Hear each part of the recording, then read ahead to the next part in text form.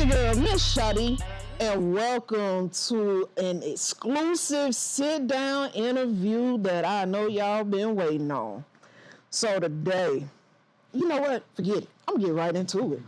I'm here with none other than H3ENT, Go City ENT, founder, CEO, a businessman, show Mr. Mogul, Case, and Dollar Bill Deals. Okay, give it up for Deals. Give it up for Deals. Nah, for sure. Appreciate you having us, for real. Yeah, appreciate it. Thank you for coming on. Now, I know you got a lot to say. But I'll let you do your thing. Okay. Want to know, like I told Bro when we came here, I'm like, let's keep it, professional, but at the same time, there's a lot of things that's transpired while I was home, since I've been home. And I've always been an open book, you know what I'm saying? I think a lot of people probably forgot, but, I've always been blunt, straightforward, and give it to people in the raw, you know what I'm saying? It's just a lot of things going on in the music scene where it's like, we can't get to the old show where I'm just giving advice and everybody along, because people are further back than they were before. You know what I'm saying? Believe it or not. You know what I mean? Okay. With them being free, they'll be moving forward. But with me coming home and looking at the music scene in a whole, I actually looked at the infrastructure of the up and coming scene, and it's actually worse than it was when I left. So we'll get to that though. We'll get to that. You just answered one of the questions that I was gonna answer, but all right, we're gonna get back to that.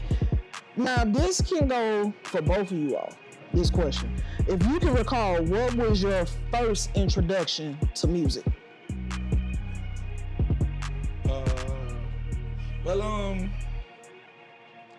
When I was a shorty, my god brother was signed to do a Dash record label. Okay. I think it was called Neighborhood Watch. Gotcha. I used to have tellies and stuff, so they thought I was older, so I used to sneak in their shows. I was probably like 12, 13 years old. I used to sneak in and do a dive concerts and stuff like that. Okay. I mean, just music itself, obviously just being at home with the parents. You know what I'm saying? With the family. That's definitely. They playing the old vinyl records that we're not allowed to touch. So they leave. Yes. I'm putting them on. I'm looking around the corner, making sure that they really gone. And I'm putting on the Richard Pryor stand and the OJs and stuff like that. So really, that was really my first introduction to music. And it just grabs my attention because my parents paid so much attention to it. Okay. We weren't allowed to touch it. So I'm like, why can't we touch this stuff? And yeah, ever since then, I just fell in love with it. Okay. Now, this leads into the second question. When did you know that you wanted a career in the music industry?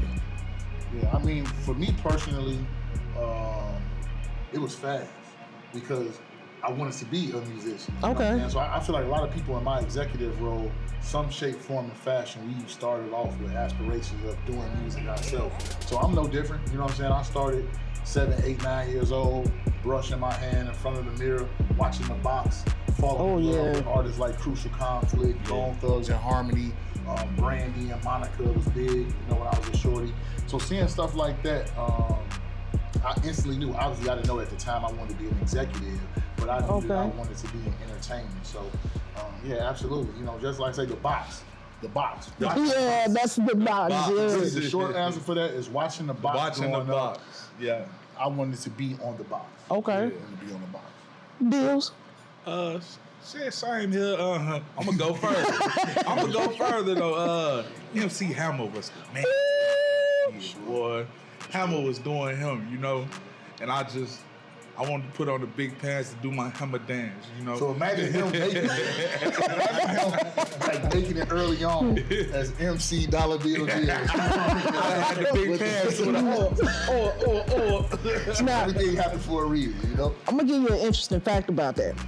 My cousin actually was a backup dancer for MC Hammer, and then him and Treasure had a song together. So he got a chance to go on the tour with him, and made a song, and now he's back home, like one of the biggest not record store, but studios down there where he made the artist, Twisted Genius, the producer.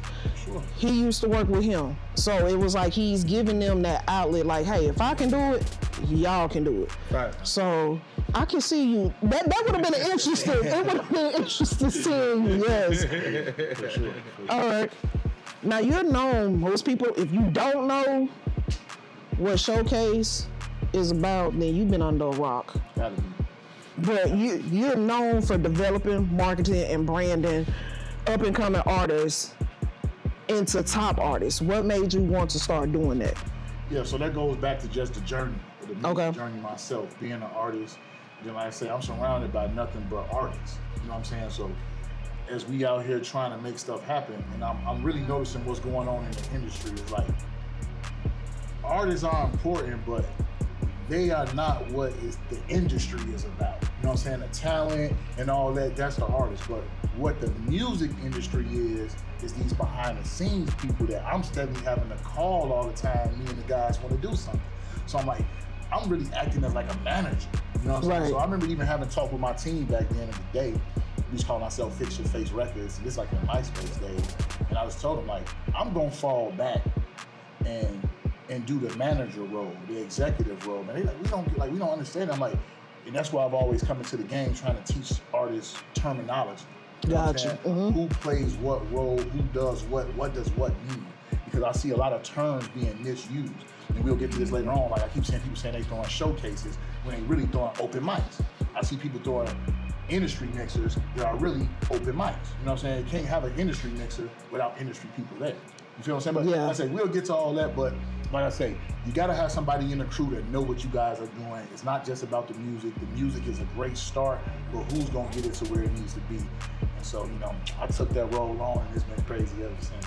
It definitely has. Like, I've been seeing you work since like, it was like 2012, 2013. Yeah. I kept hearing H3, H3, H3. I'm like, who is H3? And it's like when I started working with artists, they was like, get in tune with H3. And I can remember one of the first shows I seen of yours was in Carpentersville. Bill used that. That show was crazy. And I can remember I had two artists that I was working with, Spazzo and Rambolito. Oh, my boy Rambolito. Yeah. Shout out to Rambolito. He know what's up. He still follow me to this day. He doing this thing with the coaching stuff now. Yes. Shout out to him. I love what he doing with the youth.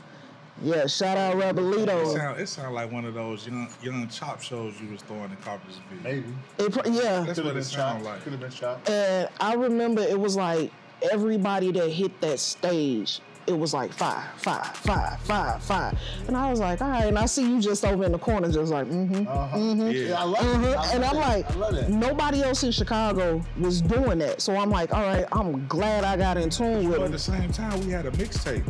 Yeah. Pretty Lifestyle mixtape with all the songs on there was pretty much like street bangers.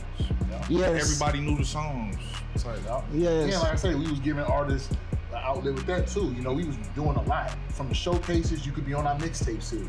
Yeah, you could go up to the shows slide in New York, to the festival. So that's what I say when I say like, when these artists nowadays, y'all going to do these shows, y'all literally are just going to do a show. Like, and that's not on the artists. That's on us. We the executives. We're the ones that's supposed to provide the opportunities for these guys. It's not on the artists. They supposed to create. They supposed to be up there on the stage doing their thing. And then after that, we are supposed to be keeping them in tune with, hey, we're going here next, we're going here next. These are opportunities. Get those your are the promo things material that I don't see anymore. You know what I'm saying? That's not going on. And I'm glad you said that, and I'm glad you said what you said too, Dollar Bills deal, because y'all stuck to, hey, where's your package? Where's your promo package? What material are you promoting? What song are you promoting? Like step by step by step. And it was like seeing artists, it was like none of that was done. So as an artist, he picked a lot of that from ideas. We gonna run with this song. Whenever we hit the stage, you gonna perform this song. When we leave, we need 1,000 CDs. We need 1,000 flyers. You know what I mean? Okay. We never left the city without that, or knowing what song we was gonna, Yeah. And what people don't understand is that that's my role as an executive, but that's just from me being a fan. I think people get so lost in this music stuff is that, like you started off, the first questions you asked us, man, how did you fall in love with this shit? You know what I'm saying? Like we don't hear that in the interview. We get lost in that, man. You know what I'm saying? So all this, like people get so wrapped up in what I'm saying about the music industry. I am looking at you guys from a fan standpoint. What I want to do. What are you gonna do to stop me from listening to Jay-Z and Tupac and Biggie, Right. and Jada Kiss, some of the great. Why would I stop listening to them to listen to you? And that's not an executive question. I'm asking from a fan standpoint of view. And then we'll get to all the marketing and the promotion and branding and all that. But before we get that, how are you going to make me a fan? Hey, that's legit. And that's just where it starts. And most people don't have that mentality or think like that. Right. So, and that's why I respect and I appreciate y'all, man. For real. We appreciate y'all. All right. Next question. How are you able to secure meetings with top labels for up-and-coming artists? The internet. Like, first and foremost, that was kind of like a slick answer, but you got to be on something. So, with us having the internet at our leisure, we get to present ourselves. That's where the marketing comes into. So, if I'm hitting you up on social media, you don't know me from a can of paint, I don't know you. But obviously, I'm hitting you up first because shit, you got something going on. First thing you're going to do is check out what I got going on. Right. So, make sure you got something for them to check out. So many artists tell me, man, I inbox this person, I inbox that person, they ain't respond. I say, bro, I know you personally. That's why I respond. I'm looking at your page. If I didn't know you personally, I wouldn't respond either. You chasing viral statuses from years ago. You guys are sharing. This is what they say. They say we don't support them. But you sound like somebody else, and then you don't even make original content or original statuses. You're sharing other viral stuff. If you look at the stuff, our names are on that already. We supported the original content. Yep. We already gave the support, brother, sister. We want to support your originality. So if you are sharing old viral statuses on social media, your music sound like Sexy Red or whatever drill artist is popping or whoever's hot right now, why are we supporting copies of stuff that we're already supporting? That doesn't make sense to me. So like I say, a lot of times when I see artists lashing out and saying certain things, they just got to look in the mirror, man. It all starts with you. The two B's. Fans got to want to believe you and be you. That is. All the artists that we like different things they say. We like the way they dress. We want to be them. We believe them. We believe what they're saying. There's not a lot of that going on. That's why drill music took off, because it's believable. Because you can go on the internet and follow these shorties' day-to-day life and see if they really about it. I'm not condoning it. I'm just saying. Yeah. In rap culture, gangster music culture, it's supposed to be as believable as possible. So if that's what hip-hop was based off of, us believing the gangster rap, so now everybody, we hate drill music. Oh, so now we want all the guys to keep making millions off lying about being about this life? Right. It just got to be a nice balance with it. You know what I'm saying? Okay. Keep giving these kids a way out, not making millions of dollars and putting them back in the hood so we can keep killing each other. You know what I'm saying? I got you. We gonna get there, though. We gonna get there. Coming from Chicago, how has the city's music culture influenced your approach to discovering new artists? And I try to throw a new artist at him every other day. I'm trying to think why though. But I mean, a lot of them artists though I know. I met them. They storyline believable. I like real rappers though. Like lyricists type. The drill cool. It's cool, but I want you to spit something. You know what I'm saying? So a lot of the artists that I bring to the table, they really know how to rap. Okay. You know what I'm saying? I mean, with me personally, Being a fan, like you said. yeah, like I say, with me personally, I know I don't want to sound repetitive, but like most of the artists that I believe in and I work with, before we even get any business done, it's because I'm a fan of it. You know what I'm saying? I don't think sometimes they just don't understand that. Like, they think it's just all about the business. Like, the advice I'm giving you, the support I'm giving you, is because I'm a fan of your music. You know what I'm saying? Yeah. And I don't think that they understand that sometimes that you got to convert us to fans, man. Yes, it's business. Yes, it's music. But if you don't have people that really believe in you, you're going nowhere. That's a fact. And I hope y'all taking note, I man. mean, that's just a serious thing, man. Because Show and Dollar Bill Deals is dropping some gems right now. So I hope y'all taking notes. Now, what's the biggest lesson you've learned about artist development over the years? Man. Man, that's a lot of them. Man, the biggest thing I've learned about artist development is that you can't develop everybody. Oh, Man, yeah. you summed it up. I mean, I try not to be cliche, but life is so black and white nowadays that it's just that simple. Everybody can't be developed. Now, obviously, there's tons of things deeper in the surface for that, many reasons that play into that, but everybody can't be developed. It's a reason why everybody can't make it. Yeah. Until you work, like me for instance, I sit back from afar and I watch people, and I'm like, damn, they talented. Damn, they kind of got a little know-how of how to present themselves and got a little business aspect. Why they not on? Well, not on because I know why they not on, but why they not like projecting further? And then I get to working with them. Oh, okay. Okay. Yeah. You know what I'm saying? I ain't taking shots at nobody. I'm just keeping it real. Like, you work with artists, you do artist development, like from afar. And I'm sure a lot of times artists hit you up and that's work. They have a great story. They do. All these people that turned their back on them, all these people that they did business with, that got down on them. But then you get to work with them and you like, yeah. It's like the saying. It's like if everybody's saying you're the problem, you know what I'm saying? You probably the problem. That part. And even on the negative side of that, you know, 'cause we just lost 2. Yeah. In 4 days. Oh, wow. You know what I mean? Rest in peace to them guys. But Yeah, for sure. you know, they had promising futures. A lot of internet support, all that. You know, they just didn't want to walk that straight line narrow. You know. Got you. Yeah. So it's a lot, especially developing talent here in Chicago. Sometimes things are too real.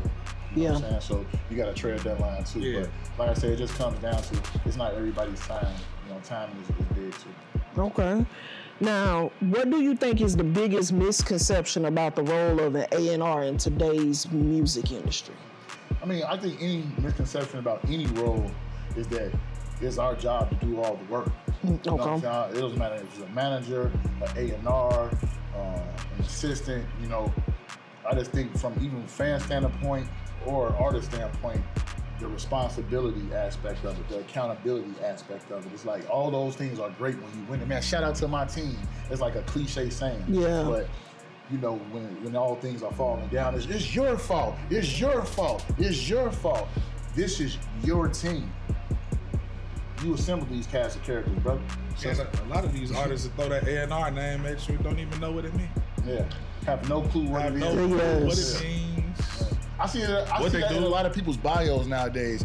The A&R, yeah. Like back in the day, it was manager or promoter. Right. Those things are wore out now. So now I'm noticing A&R, and I'm just like, that means you must have great relationships with record labels. That means you have great relationships with producers. That means you have great relationships with artists, just in case we need to get other features and things of that nature. That means you have great relationships with the radio promo head departments and all the radio stations around the country. Because before you can call yourself an A&R, these are all the roles you need to Studio fulfill. owners. All of them. You know, all the studios and all the hot markets. Because this is what, if I go to you and I see A&R in your bio, this is the type of energy you're going to be getting from me. Or what can we record at? What producers you got on there? What engineers you got? Because that's what an A&R knows. That's his Bible. Yes. This is not something he got to check into. He know this like I'm spitting it off top of my head right now. So, you know, just watch yourself out there. These labels, That's true, these yes. titles, man. Like, we all just out here chasing the dream, man. You get the title when you deserve it. All the self-proclaiming, that's a Chicago thing. You know what I'm saying? I'm this, I'm that. I understand the manifestation part of it, but you got to put the work in too. You got to put the work in. We can talk about that all the time. You got to put the work in. Now, you built a strong reputation as an A&R working with the record labels. What was your path like to get to that point, and what were some pivotal moments along that journey? That's a great question. I mean, just an everyday grind. You know, with this thing that we do as far as this entrepreneurship role of trying to get into the music business, it's no blueprint. Yeah. So every day you have to wake up and encourage yourself and motivate yourself. You know what I'm saying? So how I run my social media, at least when all this was starting, is that I only follow accounts and people that did that for me. Obviously, it's coming from within.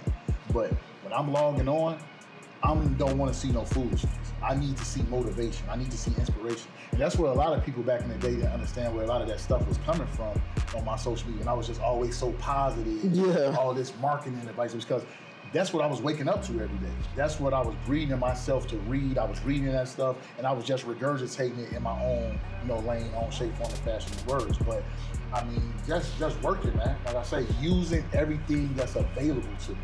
You know what I mean? Like in our demographic in this city, for some reason, we make a lot of excuses. I literally have become what I am by using what's available.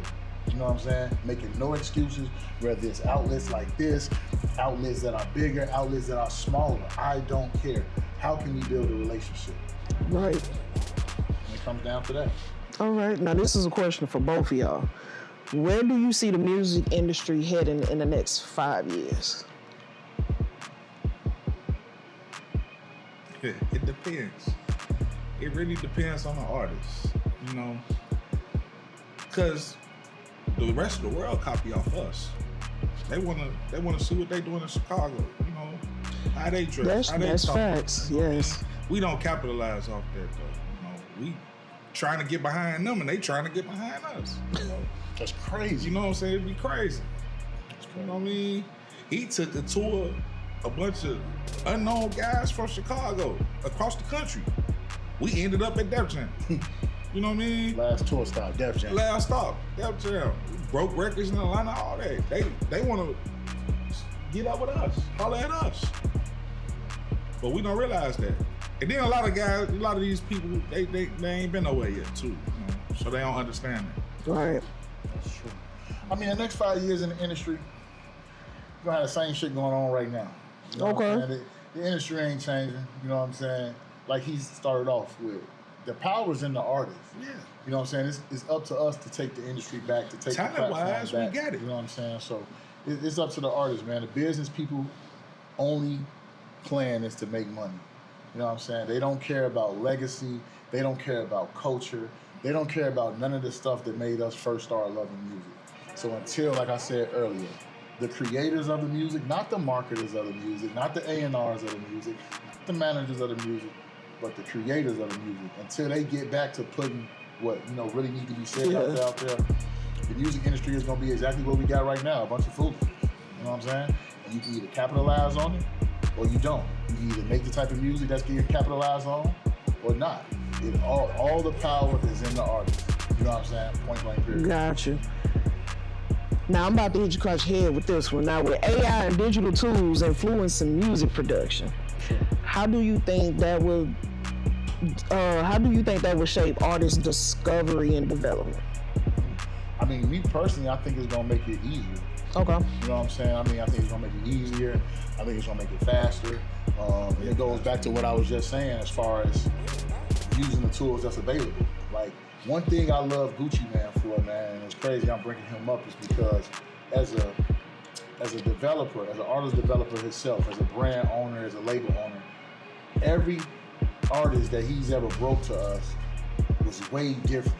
It was different, and it was like something that the rest of the fan base and the rest of the world was like, nah, we ain't really feeling this. The Uzi Verse of the world, the Migos, there's so many people, Dolph, there's so many people I heard first with Gucci Man, you know what I'm saying? Yeah. And it's one thing, I say that to say this, in an interview with Double XL I read one time, he said, man, I don't really have to like it, but this is what they're doing. You know what I'm saying? This is their lane. I don't have to necessarily be 100% behind the music, but what I do got to be behind is the fact that these kids is out here trying to do something. You know what I'm saying? Yeah. They're trying to do something. You need more people supporting them than telling them, oh, nah, that ain't it. That's Because if facts. you support them through the rough time and, you know, maybe it ain't really working yet time, and get to working, they ain't never gonna forget that. Yeah. That's facts. Now, what's a moment in your career, this for both of y'all, what's a moment in your career where you took a risk on an artist and it paid off?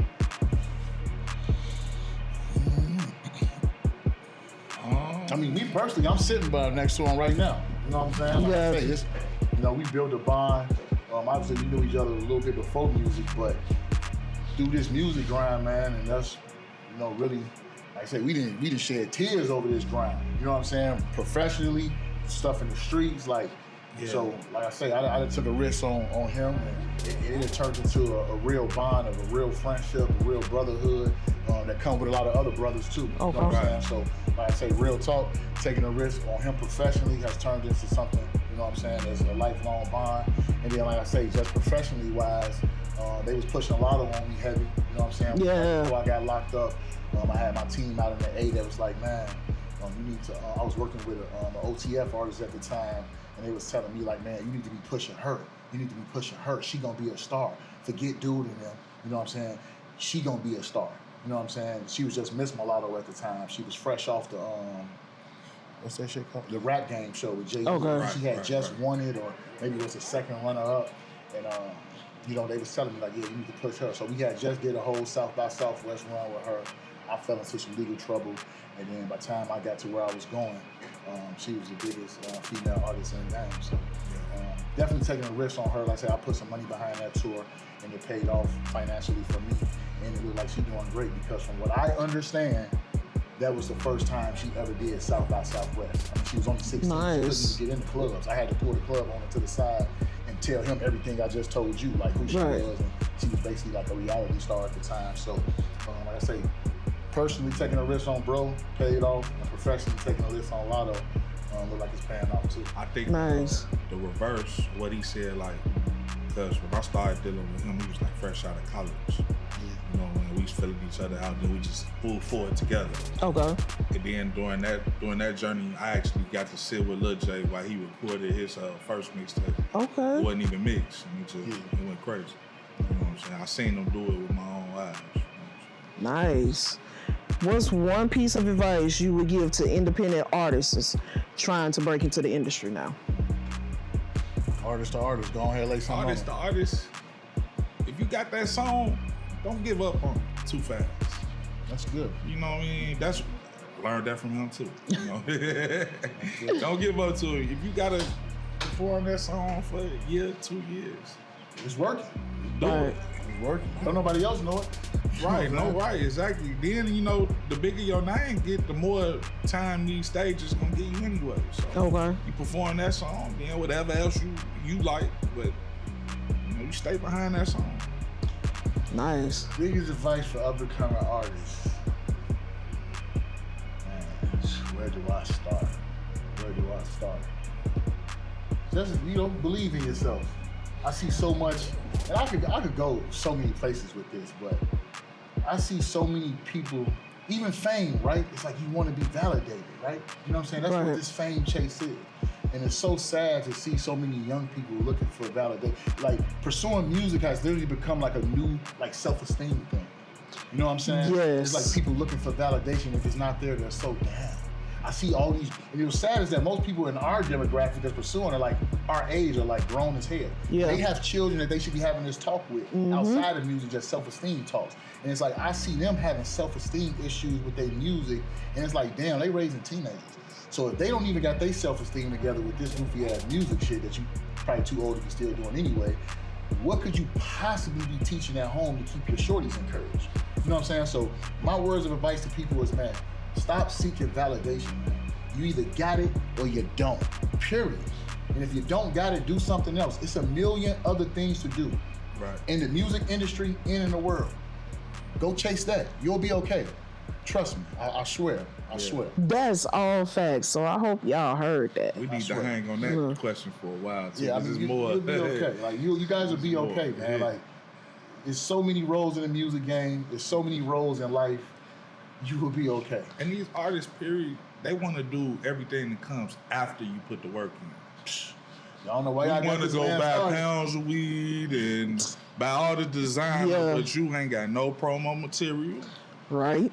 You're not sitting in the studio recording. Your song's not mixed. You know what I'm saying? Right. Properly. Just they want to do. They want to do everything that comes after. That's facts, dude. Work first. Work first.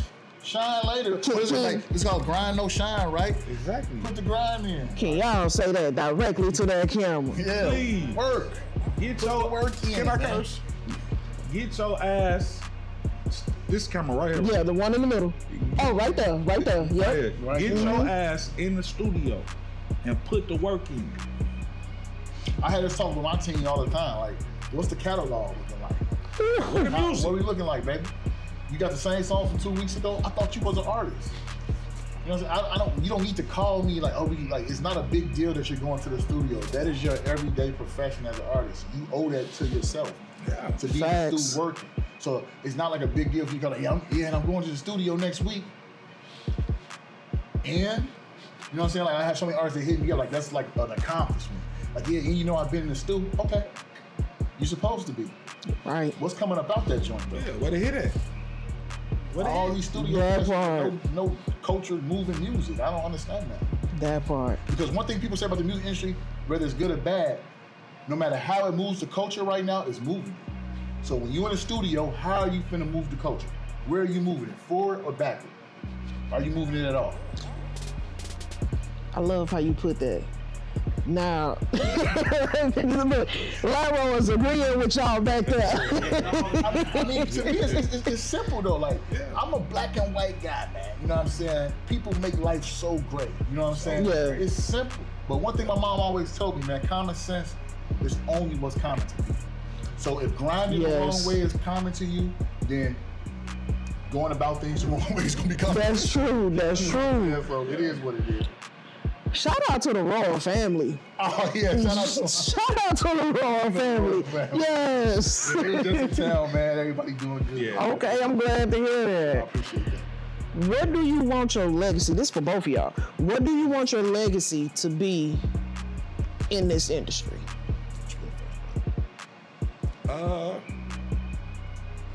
I just want Chicago to go to that next level. Okay. You know what I mean? That's my big thing. If you don't even mention my name again, it's cool. You know what I'm saying? I'm really around for the younger guys. You know what I'm saying? Be big bro, you know, and try to coach them the right way, and maybe that'll calm down some of this killing and what's going on. You know what I'm saying? I just want entertainment and business wise, get our business straight. Okay. Just, I mean, we was talking about that earlier with my man back there. It's a lot of things that coming from Chicago, we behind. We might feel like we up, but we behind. You know what I'm saying? We don't know how to act, all type of stuff. You know what I mean? I want the culture to advance. Okay. You can tell we come from the same, you know what I'm saying? Yeah. Because that's my answer. You know what I'm saying? I want to move the culture forward. I want our legacy as individuals, as a brand, to be that we finally help. I'm tired of getting on platforms myself, and I'm tired of seeing the guys get on the platform, the ladies get on the platform. So, oh, this Chicago problem. This Chicago problem. You never see it. You don't see nobody in the Atlanta artists. So, oh, this the problem in Atlanta. This the problem in New York. And I'm sure they probably do, but I'm just saying, like, it's a constant for us. Yeah. I have interviews when I was doing this with Reese, rest his soul, different other legends that come up in the game, and they talking about Chicago problem. And it's still the same problem. Yeah. You know what I'm saying? Yeah. I would like to be part of the solution.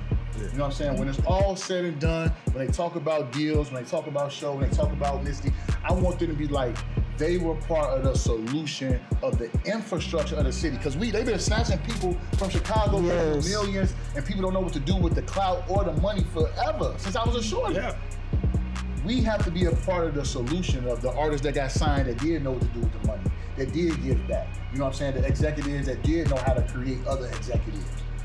Where are all the executives? You know how many people I know at record labels was from Chicago? Why they not putting me in the dough? Why do I go to the labels from my homie in Philly, from my homie in New York? Why aren't the guys from Chicago taking me to Interscope, taking me to Def Jam, taking me to Atlanta? Why are the guys from New York and Philly taking me there? Because just like at the artist level, and that's what I think the artists are so funny, they fighting with each other. Do you know what we got going on as an executive? That's where the blackballing really going on. Right. You got guys that's actually in these buildings that don't want certain people there. Mm-hmm. Y'all talking about some artist stuff. Come on, man. That goes on everywhere. That's what artists do. Y'all diss each other. Y'all fight with each other. Y'all blackball each other. Y'all don't work with people that work. Come on, that's how the world works. But with the real problem is the infrastructure. The infrastructure is created by the executives, the suits. You know what I'm saying? So we got to be a part of the solution, man. That's what we pushing for. Okay. Now, we done with these questions. Okay. Okay. We gonna get to the good part now. Good part. I'm gonna let you talk your talk. Oh, yeah. You've been talking your talk the whole For sure. interview. Yeah, But this is an exclusive. absolutely. You have the floor to say what's on your first chest. and foremost, I just want to let people know that it's just a lot of certain relationships that I've been affiliated with, not just through my time frame in the industry, but since I even come home, that are over with. You know what know what I'm saying? I don't need to say no names. People, everything I put up gets hundreds of likes and thousands of views. So y'all know who y'all have seen, who y'all don't see no more. You know what I'm saying? Yeah. Whether that's family related or professional side, those relationships are over. You know what I'm saying? They over, and there's nothing we can do to bring those back. I wish everybody well, professionally and personally. But like I say, I don't want to waste too much time on it on social media no more. Gotcha. And I definitely don't want to give nobody no shine here. And then as far as like all my mini-me's out there, they know who they are. You know what I'm saying? They know what they were saying while I was gone. All this, everything I just said is attached to it. Like I say, I'm gonna keep it real. My biggest disappointment, and it's crazy because the young lady in my life at the time used to always tell me this. She said, the guys you got around you, man, they're happy taking your spot.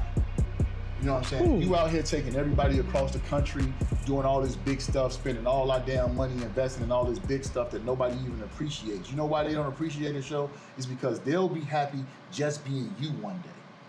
And it never made sense to me until I went away and watched all these little mini-me's that I was trying to actually be the executive to open up doors for and do all this.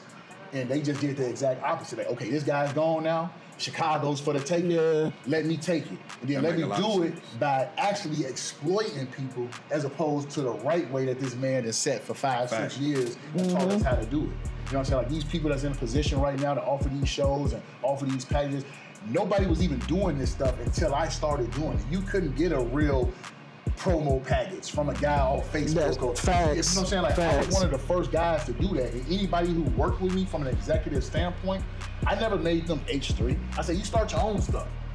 You'll be a sub up under mine and you'll rock with us, but you need your own logos, man. You need your own flyers. Yes. You need your own brand stuff. You need all this stuff for yourself because what I got going on is what I got going on. So I've never made workers, man. I've only made bosses. That's why people around here with fake podcasts is called Boss Talk and all this other weird stuff because I've empowered these people. When these people were behind me, is exactly what they were, behind me. And it's not like they've elevated.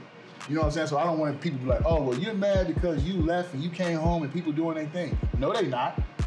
Stop playing with me. Doing their thing to who? Knock it off now. Now let me tell you, just because H3 was gone, because Show was gone, that don't mean he wasn't in tune. Because I can tell you right now, you still would chime in here and there. And hey D, how you doing? You good? Yeah. So it's like we were still running the pages. Yeah. People was telling me who was still rocking with me. Yes. That's why I come home. We was in tune while I was gone. When I come home, we was in tune. You was helping me with what I had going on, helping me with the artists I was trying to break. But people don't realize that was happening when I was gone too. You know what I'm saying? So everybody who really rocked with me and supported me, the proof is in the pudding. Even my man right here. You know what I'm saying? Like, whoever was really support, man. Real is real. So let's stop the phony stuff. Just because we from one of the phoniest cities in the world, and I love our city, that don't mean we have to keep up the foolishness now. You know what I'm saying? Like everybody who really rocked with me, I came home and I gave that unwavering support that y'all gave me that I've always given y'all as well before I went away. So like I say, it's nothing but love for all my former clients, all my former associates, the people that talked down on me when I was gone, they know who they are. And like I say, it's still no love lost with that because like I say, somebody was already in my ear telling me years ago that these people are happy being you. They don't want to get to the next level so they can put everybody else on. They happy taking your spot and keeping everybody caged right there where they at. And that's exactly what I see going on. That part, let me tell you, you came out all gas, no brakes. All gas, no brakes. And it was like, Show, when you gonna do this show? Don't worry, it's coming. Show, when you gonna do this show? Don't worry, it's coming. Next thing I know, boom, here go a flight. What? Yeah. Like, when did you have time? When you touch back down home, when did you have time to rest? Man. If you even rested. I was resting for 5 years, 7 months. Right. Okay. I was resting and planning for 5 years, 7 months. You know what I'm saying? So, literally, I remember when I was gone, people asked me, Show, what you on in there? I'm just chilling till I go home, man. You know what I'm saying? And that really was the case. I was just getting my mind right, my body right to go for the run. We know what this industry takes. Yeah. You know what I'm saying? Every day, even when you out here grinding, the landscape of the industry. If we can go to sleep right now and wake up and there's all type of stuff we got to adjust to, brand, reshare, if you chasing content, all type of stuff. So to be gone for 5 years, 7 months, but the benefit is that I was probably about 5 years, 7 months ahead of people already. You feel me? Feel you. So when I come back and I'm looking, I'm like, but y'all telling me, man, hey, the city miss you out here, man. Hey, you ain't really missing nothing, they missing you. You know what I'm saying? I kept hearing that from everybody. And when I came home, I realized how true that was. And like I said, it was just surprising because the people that's kind of running what's going on were up under me. And they know what the city really needs to have up-and-coming artists really taking off. You know what I'm saying? Maybe not getting signed, but at least building a network where it's like, okay, this guy's network gets us to a next level. And I don't see no infrastructure or network like that from the up and coming scene. All I see is pointless award show. Right. Right. That's all I see. I want to piggyback on that too. Go ahead, dudes. A lot of those mini-me's, they took the bits and pieces of the recipe, but they ain't do the whole thing either. That's what I'm saying. That part, yes. Do it all the way. I'm finna say Will never do this. Right. But they'll have these open mics, and they'll just put anybody on the stage. An artist might not even be ready to hit the stage yet, but just because he gave me X amount of dollars and I got 8 minutes to spare, I'm gonna put him on the stage. And then the crowd is mainly gonna be rappers because fans are not gonna listen to just any and everybody. You know what I mean? Because this song is not entertaining. Yes. You need a little work. You know what I'm saying? You ain't even, as a promoter, you ain't even sit back and listen to his music. Sometimes guys are hitting me up and I'd be like, first of all, it's always a stream. You know what I'm saying? So like, even from now, if we were doing something to back in the day, you know, we've always had people in place to screen artists. Check out their social media, send us a couple records. Yeah. Me personally, I've screened artists where they've sent me songs, and I'm like, yeah, you know, we're not really turning people down, bro. So, you know, if you got the guest or if it's a requirement fee or whatever, if you got that, cool. But professionally, I wouldn't perform these songs. You know what I'm saying? Send me something else. Right. Like, so people don't even understand, when you work with us or you work with me, my guiding you and managing you and all that, it really starts from the moment we start talking. Mm-hmm. You're getting something free from me. For real. And like I say, when I came home, I really wasn't on that type of time.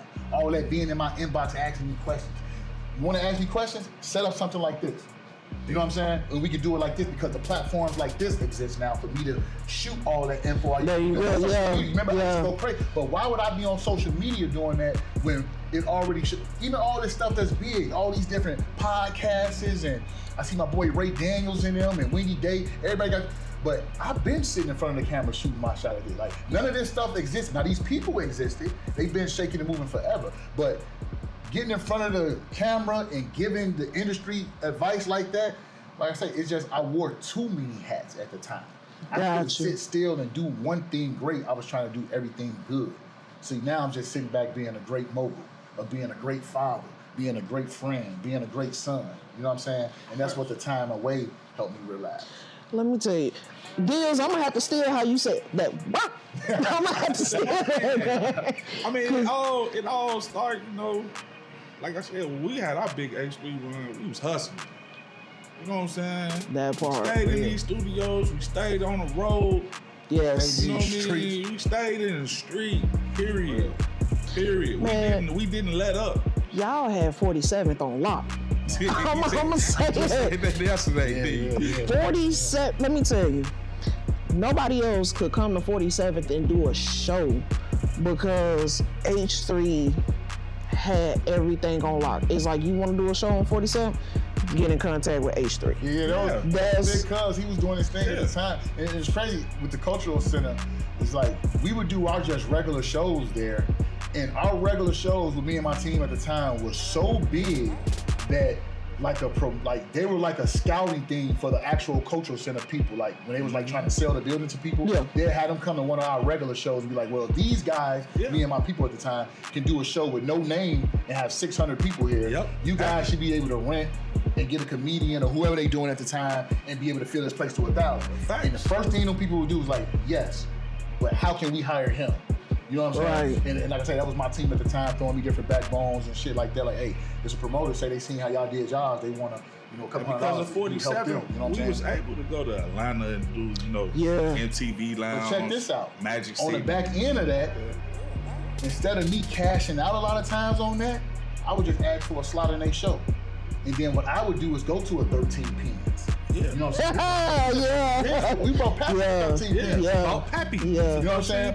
And he rocked that joint. Yeah. So literally rocked it. I Like just the showed face him the was picture swaying from that side night. to side. Bills, how many pictures do you still have from back then, man? Got it all. No, this is the memory guy. I got it all. This is the memory guy on Facebook. He got Okay. Facebook memory possible. So No, back then, if he didn't send me the pictures, and then we had a personal cameraman, EBK, and then my nephew was like real. Shout out to Dan Trill, Young Paul. He was like real phone savvy, so he'd take 8 million pictures too. God. Every event we'd come back with video footage, That y'all did. pictures. I guess what they call content creator. Right. You know what I'm saying? Like Y'all was doing content doing creation That's what I'm saying. before there was Like, content. all- Yes. Like all the stuff that these people are calling themselves now, I sit back and I look at our grind and it's like, that's just what we was doing. We just call it work. We started You bringing know what I'm cameramen out of town, shooting. Y'all videos. definitely did. Yes. Yeah, and like I say, and this is just from like, we try to be the guys that was still reachable. You know what I'm saying? Like, man, I could have been, went off to the industry. I'm literally doing a show on 47th one week, and the next week we in Atlanta, in New York. So I could have easily never came back to Chicago. I could have just stayed at Atlanta. I could have just stayed at Def Jam. I could have just stayed at Rock Yeah, Nation. for the record. I didn't have to. He's just You know what I'm saying? He just Keep, hit it. you know what We I'm saying? walked Keep out of bringing- these places and came back. Exactly. You know, a lot of people, you know, when we came back from Def Jam, they hit me with, "Oh man, Def Jam ain't want you." This, that, and the third. No, I walked out of there. Right. You know, Def Jam gave me the blueprint to get the deal signed. Exactly. You know what I mean? We came back home. We can do it better. Now I'm gonna tell you, during that time, you was away, you could feel it in the city. Sure. Because it was like, oh, show gone, now I can overcharge on these shows. Yes. And you had these artists out here crazy enough going out here paying $500-$600 for a 5-minute slot. What you getting from this? I've seen artists paying $150. This is since I've been home. I've seen artists paying $150 and $200 to literally perform in front of each other. Mm-hmm. Yeah. That's Like, right. it's not even like a theme thing. It's like just like some show, and I had this artist literally saying like, yeah, woo, I just spent $150 on this show. I said, damn, who you opening up for? I'm saying, 'cause I get the grind. Like, I don't never knock the grind. Let me cut you off one time, bro. That's another thing. I was talking to him about this the other day too. When he had a show, he had something to offer. Yes. Whether it was blog placement, studio time, a producer might give you a beat, and then as it got bigger, you know, the record execs started coming out. Yeah.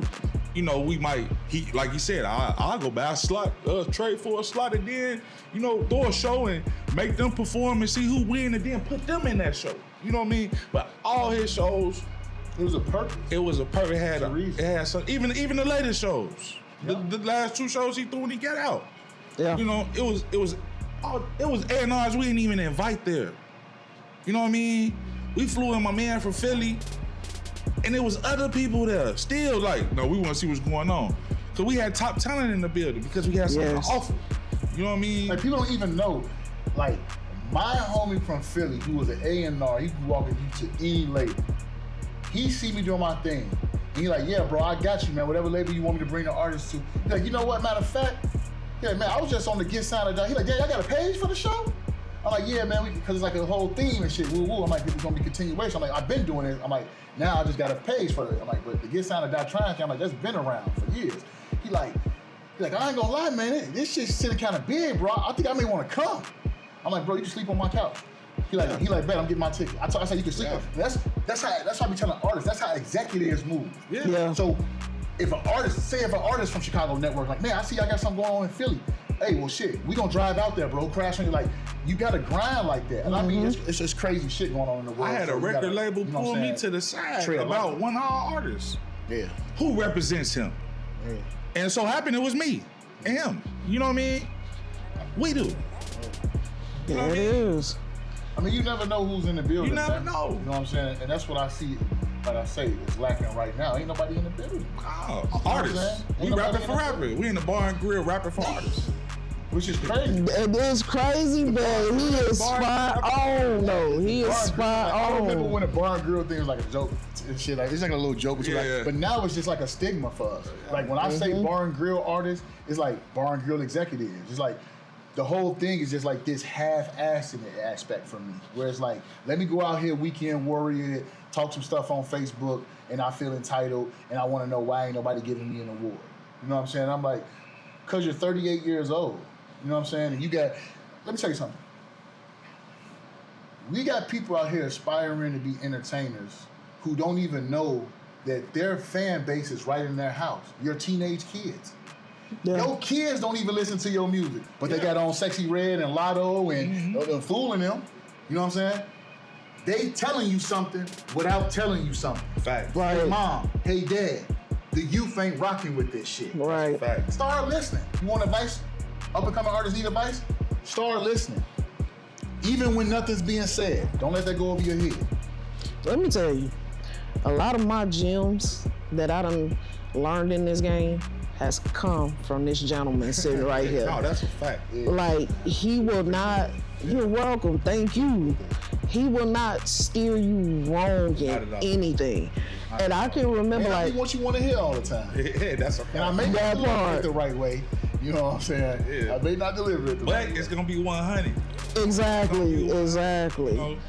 Now, anything else you want to talk about before we wrap this up? What's up, man? Give the people something. I agree with what she said. He never steered me wrong. You know, never. You know, and we always agree anyway. So a lot of times I don't even have to talk. You know what I'm saying? Yes. That's why I call him my big bro, my lawyer, my representation, all that. I'll be knowing I need you to be my lawyer real quick, whatever. So, right. You know what I'm saying? Right. You know, it's a certain situation. You know, I ain't the King Louis show. You know, I ain't gonna speak all the way into it, but he talked us about it. At you know what I mean? Gotcha. Yeah, for sure. It could have went left. Yeah, for sure. All the way left, you know what I'm saying? Mm-hmm. Yeah.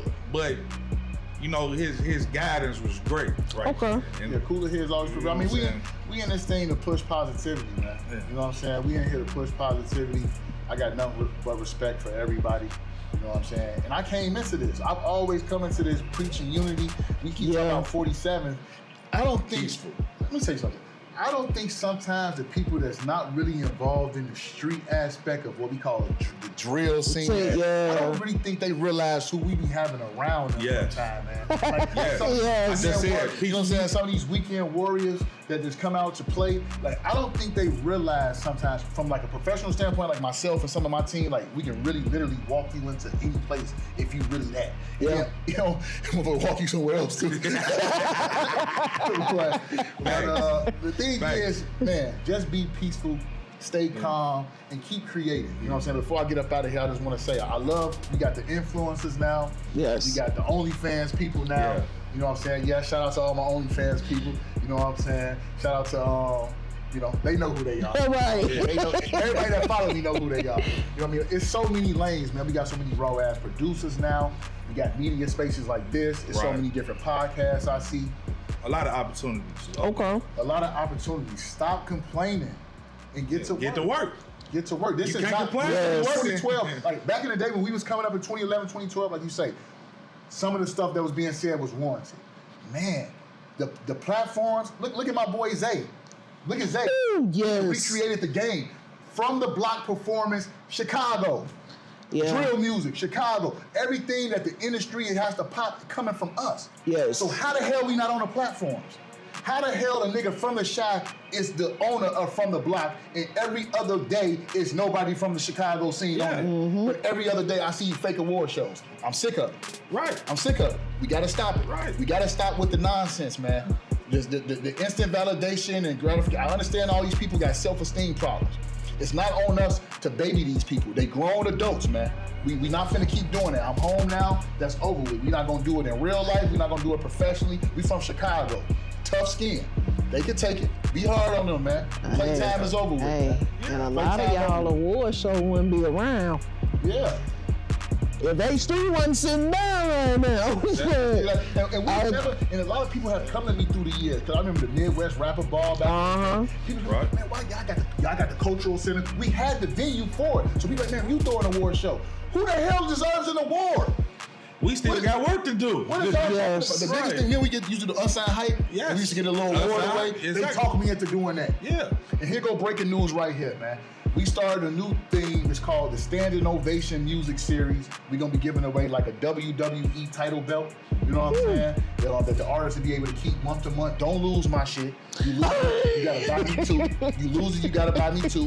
Because then it's gonna be in my mind that they losing this, so let me have one on retainer. So if you lose the first one, you gotta buy two. And we're gonna be giving away. It's gonna be kind of like a crowd control thing where we giving guys, you know what I'm saying, real opportunity to come out and do their things. It's gonna be called standing ovation, hence, standing up for people. And you bring your crowd out, you give away the belt. We're gonna be giving away other opportunities as I keep doing my thing. But we're gonna start that off next month. And y'all hearing that here first. An exclusive on an exclusive. We get back into the shows. I got a movie I'm finna star in called Accident Pimp. Shout out to my boy and them out there in Aurora. I'm gonna be doing a soundtrack for that. Actually, our casting for that coming soon. It's gonna be on Tubi, Netflix, all of that. It's my first starring role in the movie ever. Nice. The second main character. You know what I mean? So it's kind of like a comedy. It's gonna be dope. My boy gonna be on the soundtrack. You know what I mean? I'm gonna be putting a lot of different Chicago artists on the soundtrack. I'm the executive producer of it, so we need that. Big shout out to Pole and Tusi. Yeah, they are main content creators. They're a couple. They out south or down south. Yeah. Creating content as a couple, kind of like funny couple relationship problems. Okay. Different viral TikTok dances and stuff like that. We actually just had a backwards and forth with Skinbone about promoting. He actually shared their conversation backwards and forth. You know what I'm saying? And then we just were like, oh, free promo? Let's get it. You know, that was way better than 500. Right. Yeah, if I wouldn't know we was gonna get all that, I would have paid 1,000. You know what I'm saying? Appreciate you, baby. You know what I'm saying? So with that being said, they averaging like 10 anywhere 50,000 views per video. Yeah. Nice. And I see a lot of these content creators from Chicago like renting places out and making fun of other people's lives and chasing these views. And bro and his girl, they just doing it in their crib, just being original. Yeah. That's what people don't understand. Originality is what's gonna get you to that first lick of fame. Not that copying people's shit. Copying people may be able to keep you there. Mm-hmm. When you get on, you're gonna get on for being yourself. Yeah. Try it. Branding and marketing 101. 101. And that's all he's doing is being himself. That's it, man. That's it. Take it or leave it. Yeah. And that's his biggest word right there. Branding. That's his. And I love it. I love seeing it now. I remember when I first came here, everybody was talking about movement and gang and squad. I was the one with branding. Who is your brand? This is my brand. H3. These are my artists, and this is my brand. This is not my squad. This ain't my record label. This ain't the movement. This is my brand. Look, Bills ain't lying. Because when I called you, I'm not even gonna lie, I done forgot who I got your number from. And they was like, call Show right now. It took me a week to call Show because I had to build up that courage because I'm like, Show gonna keep it real. And if it's something I don't wanna hear, I know I'm gonna crash the fuck out. Like, I know it. So, but once I built that up and I was on the phone with you. Man, we've been rocking ever since. Yeah. Yes. And that's usually how most of the stories, there's people that still sit next to me like this, that's how it started. You know what I'm saying? It's some type of history, some type of foundation where it's like, man, it was like, It's kind of like how me and him started. We was talking to each other like every other day until we just decided to work with each other. You know what I'm saying? Nice. Yeah. Oh, yeah. Got great working relationships with a lot of people. Everything that has a beginning also has an end. Yeah. So the things that have ended are over. You know what I'm saying? Like I said, I don't have to elaborate. Everybody that's gonna watch this, they know who I'm talking to. They know what I'm talking about. I'm destined for the future. We've lost a couple guys lately. You know what I'm saying? So rest in peace to them. Yeah, I've lost a lot of people since I've been home, from family to friends to artists, and I'm tired of losing people. You know what I'm saying? So I'm ready to get back focused so that I can at least try to change the people around these situations. Because one thing I realized more since I've been home, not even when I was gone, is that my people need me. Oh yes, that's for a fact. Yeah. And I want to say I appreciate you two gentlemen. We appreciate No doubt, we appreciate for you. coming on here and doing this exclusive. And this is the first exclusive that the Underground Radio Show has done. Okay. History, So, baby. yes. Yeah, let's do There's it. always some Yes. history, baby. So, Always some history. once again, thank you for being on the show. Thank you for Shout out, showcase Mr. Mogul Yes. and Dollar Bill Deals. Yes, sir. And I'm your girl, your host, Miss Shotty. Until next time, y'all be easy. Yeah.